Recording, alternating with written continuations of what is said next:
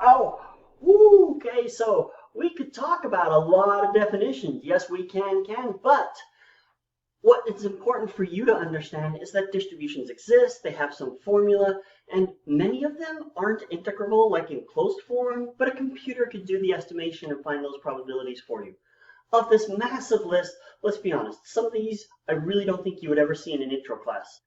And of the ones that are left, every teacher has to decide how much time and energy you're going to spend on each of these. So for this class, these are all the different distributions that we'll play with. And for this particular chapter, these are the distributions that you need to know by name, 6 of them. Now, I might show you what the f of x looks like, but I don't expect you to remember it, or even worse, try to integrate it. What I do hope is that a year from now, when some teacher says, oh, we'll be using the Weibull distribution, you'll say, oh yeah, I remember that was a thing.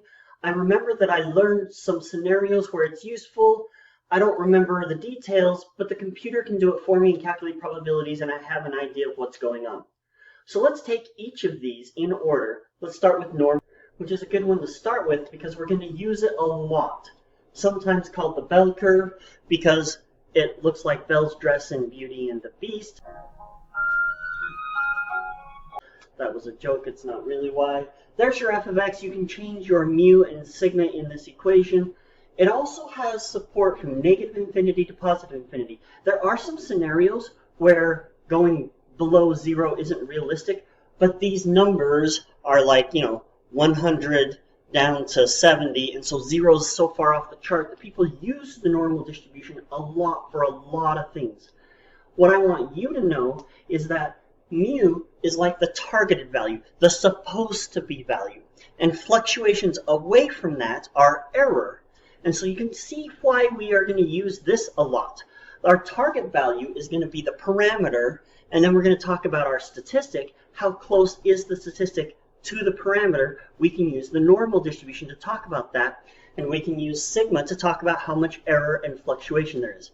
If you're interested, this sigma is drawn from the mean to the inflection point. So if you want help drawing the picture just right, that's what it's supposed to be. The beta distribution is special because the x values go from 0 to 1. So the picture might be most of the probability here somewhere in the middle, or depending on how you set it up, you'll notice the f of x has some a's and b's. You pick numbers for those, and you might shove the probability to one side. There's even a way to shove the probability onto both sides, and it dips in the middle. When is this useful? If we have n items, what's the probability? R of them are good. So this is like a proportion. I want R out of n, so proportion is going to be somewhere between 0 and 1. So system has 42 circuit breakers. What's the probability that 13 of them will work? Or what's the probability that 2 out of the 5 firewalls will hold? Well, 2 out of 5, that's proportion. You would want to use a beta distribution. The log normal distribution is named that because if you took the log, it would go back to being normal. But without the log, it has exponential growth. So it's used frequently for growth models. It's from 0 to infinity with a larger distribution near the 0 end. There's a lot of distributions that look like this, but they have slightly different curvature based off how they're working. So for this situation, we have 20 bacteria. What's the probability that we'll have 200 in a year?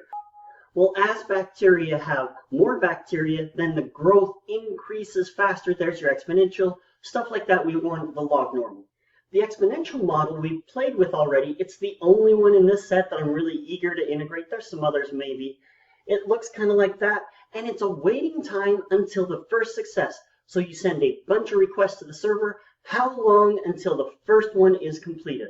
Or you have a bunch of patients. How long until the first patient gets cancer? That's what's called a success. Yeah, make your jokes. This is vocabulary.